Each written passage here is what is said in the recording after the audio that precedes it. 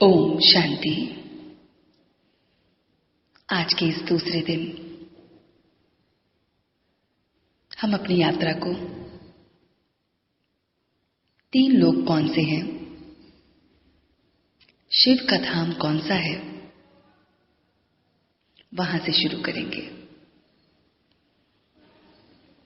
मनुष्य आत्माएं मुक्ति अथवा पूर्ण शांति की शुभ इच्छा तो करती हैं, परंतु उन्हें यह मालूम नहीं है कि मुक्ति धाम अथवा शांति धाम है कहां।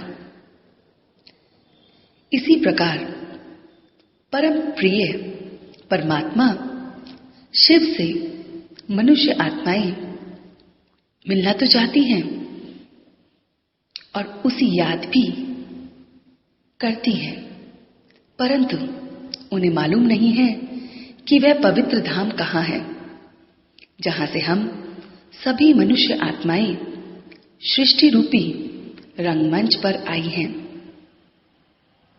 उस प्यारे देश को सभी भूल गई हैं और वापस भी जाना नहीं चाहती। और वापस कैसे पहुंचना है ये भी नहीं जानती। साकार मनुष्य लोक सामने दिखता है, अर्थात साकार मनुष्य लोक जिसमें इस समय हम हैं। इस समय इसमें सभी आत्माएं हड्डी मांस आदि का स्थूल शरीर लेकर कर्म करती हैं और उसका फल सुख और दुख के रूप में भोगती हैं तथा जन्म मरण के चक्कर में भी आती हैं। इस लोक में संकल्प, ध्वनि और कर्म तीनों हैं। इसे ही 5 तत्वों की सृष्टि अथवा कर्म क्षेत्र भी कहते हैं। यह सृष्टि आकाश तत्व के अंश मात्र में है। इसे सामने त्रिलोक के चित्र में उल्टे वृक्ष के समान के रूप में दिखाया गया है, क्योंकि इसके बीज रूप परमात्मा शिव है, जो कि जन्म मरण से न्यारे और ऊपर रहते हैं। सूक्ष्म देवताओं का लोक दूसरा है।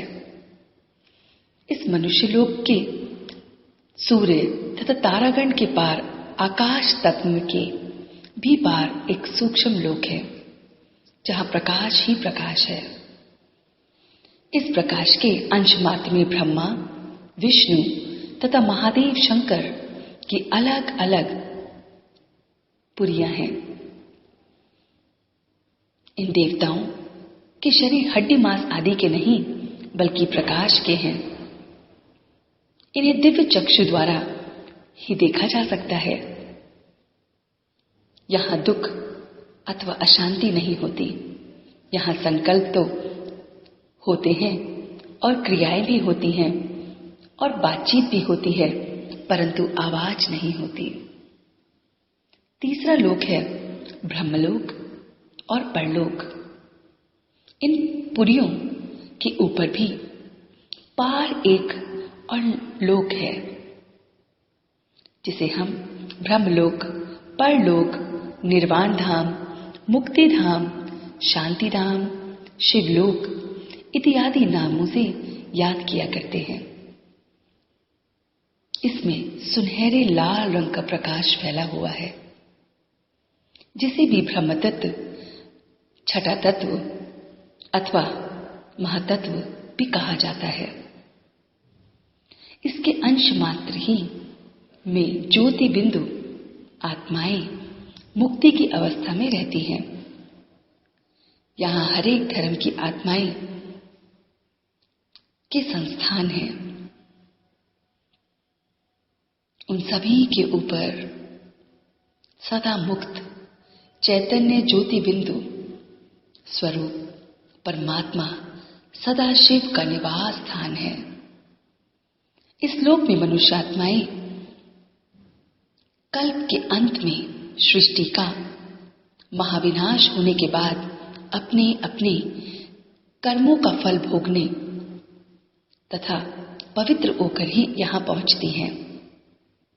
यहाँ मनुष्य आत्माएं देह बंधन, कर्म बंधन तथा जन्म मरण से रहित होती हैं। यहाँ ना संकल्प है, ना वचन है, ना कर्म है। इस लोक में परम पिता परमात्मा शिव के सिवा अन्य कोई गुरु इत्यादि नहीं ले जा सकता। इस लोक में जाना ही अमरनाथ, रामेश्वरम अथवा विश्वेश्वरनाथ की सच्ची यात्रा करना है, क्योंकि अमरनाथ परमपिता शिव यहीं रहते हैं। अब आते हैं कि अपने निराकार परमपिता परमात्मा और उनके दिव्य गुणों पर। प्राय सभी मनुष्य परमात्मा को हे पिता, हे दुखहर्ता और सुखकर्ता प्रभु, ओ हेवनली गॉडफादर इत्यादि संबंध सूचकों के शब्दों से याद करते हैं। परंतु यह कितने आश्चर्य की बात है कि वह जिसे पिता कहकर पुकारते हैं उसका सत्य और स्पष्ट परिचय उन्हें नहीं है, और उसके साथ उनका सच्ची और अच्छी रीति स्नेह और संबंध भी नहीं है। परिचय और स्नेह ना होने के कारण परमात्मा को याद करते समय भी उनका मन नहीं टिकता है, उनका मन एक ठिकाने पर नहीं टिकता। इसलिए उन्हें परमपिता परमात्मा से शांति तथा सुख का जो जन्म सिद्ध अधिकार प्राप्त होना चाहिए वो प्राप्त नहीं होता है। वे ना तो परमपिता परमात्मा के मधुर मिलन का सच्चा सुख अनुभव कर सकते हैं, ना उससे लाइट, प्रकाश और माइट शक्ति को प्राप्त कर सकते हैं, और ना ही उनके संस्कारों तथा जीवन में कोई विशेष परिवर्तन ही आ पाता है।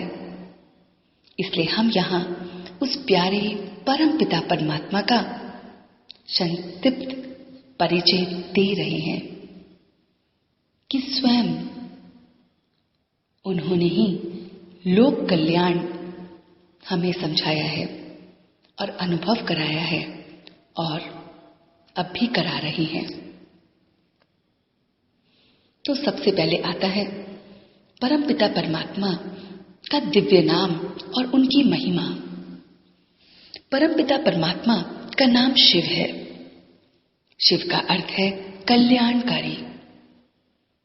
परमपिता परमात्मा शिव ही ज्ञान का सागर है, शांति का सागर है, आनंद एवं प्रेम का सागर है। वह ही पतितों को पावन करने वाला, मनुष्य मात्र को शांति धाम तथा सुख धाम की राह दिखाने वाला गाइड है। विकारों तथा काल के बंधन से छुड़ाने वाला लिबरेटर है, और सभी प्राणियों पर रहम करने वाला मर्सीफुल है। मनुष्य मात्र तो मुक्ति और जीवन मुक्ति का अति और अथवा गति और सदगति का वरदान देने वाले भी एकमात्र वही है। वह दिव्य बुद्धि के दाता और दिव्य दृष्टि के वरदाता भी हैं। मनुष्य आत्माओं को ज्ञान रूपी सौम अथवा अमृत पिलाना तथा अमरपद का वरदान देने वाले भी एक ही हैं, और तभी वे सोमनाथ और अमरनाथ इत्यादि नामों से भी पुकारे जाते हैं। वह जन्म मरण से सदा मुक्त, सदा एक रस, सदा जगती ज्योति, सदा शिव हैं। तो हमने देखा कि वो हमारा परमात्मा जिसका दिव्य नाम शिव है, वो हमारा प्रेम का सागर, सुख का सागर, आनंद का सागर, हमारा गाइड, हमारा लिबरेटर, मर्सीफुल, वो हमारा बाबा शिव है। अब हम आते हैं परमपिता परमात्मा का दिव्य रूप एक ज्योति बिंदु के समान दिए की लौ जैसा है, वह रूप अति निर्मल, स्वर्णमय, लाल और मनमोहक है। उस दिव्य ज्योतिर्मय रूप को दिव्य चक्षु द्वारा ही देखा जा सकता है और दिव्य बुद्धि द्वारा ही अनुभव किया जा सकता है। परमपिता परमात्मा के इस ज्योति बिंदु रूप की प्रतिमाएं भारत में शिवलिंग के नाम से पूजी जाती हैं और उन्हें अवतरण की याद में महाशिवरात्रि भी मनाई जाती है। अब हम उस परमात्मा के निराकार का अर्थ समझते हैं। लगभग सहित सभी धर्मों में जो अनुयायी हैं वो परमात्मा को निराकार, इनकॉर्पोरल मानते हैं, परंतु इस शब्द से वे यह अर्थ लेते हैं कि परमात्मा का कोई भी आकार नहीं है। अब परमपिता परमात्मा शिव कहते हैं कि ऐसा मानना भूल है। वास्तव में निराकार का अर्थ है कि परमपिता परमात्मा साकार नहीं है, अर्थात ना तो उनका मनुष्य जैसा स्थूल शारीरिक आकार है, ना देवी देवताओं जैसा सूक्ष्म शारीरिक आकार है, बल्कि उनका रूप अशरीरी और ज्योति बिंदु के समान है। बिंदु को तो निराकार ही कहेंगे। अतः यह एक आश्चर्यजनक बात है कि परमपिता परमात्मा तो सूक्ष्म आदि सूक्ष्म एक ज्योति कर्ण है, परंतु आज लोग प्रायः कहते हैं कि वह कण कण में रहते हैं। तो आज की इस यात्रा में इस दूसरे दिन हमने देखा कि परमपिता परमात्मा ने कैसे हमें तीनों लोकों का परिचय दिया। साकार मनुष्य लोक जहां हम रहते हैं, सूक्ष्म देवताओं का लोक जहां प्रकाश का आकार है, जहां ब्रह्मा, विष्णु और महेश रहते हैं, और उसके बाद ब्रह्मलोक, परलोक जहां शिव रहते हैं। यही सदाशिव का स्थान है। फिर परमात्मा निराकार है। वो हम सब बच्चों को लाइट और माइट देने वाले हैं। परमात्मा का नाम शिव है, जो कल्याणकारी है। शिव का अर्थ है कल्याणकारी। वो हमारा गाइड, लिबरेटर, सब कुछ है। परमात्मा का दिव्य रूप ज्योति बिंदु है, अति निर्मल, स्वर्ण में लाल और मनमोहक है। ज्योति बिंदु जिसे हम शिवलिंग के रूप में पूजते हैं, और परमात्मा निराकार है क्योंकि वो बिंदु है। तो आज हमने परमात्मा के बारे में जाना, उनके नाम के बारे में जाना, उनके लोक के बारे में जाना, उनके गुणों के बारे में जाना। आज हम इस यात्रा को मन ही मन चिंतन करेंगे और इसका अनुभव लेंगे। ओम शांति, ओम शांति, ओम शांति।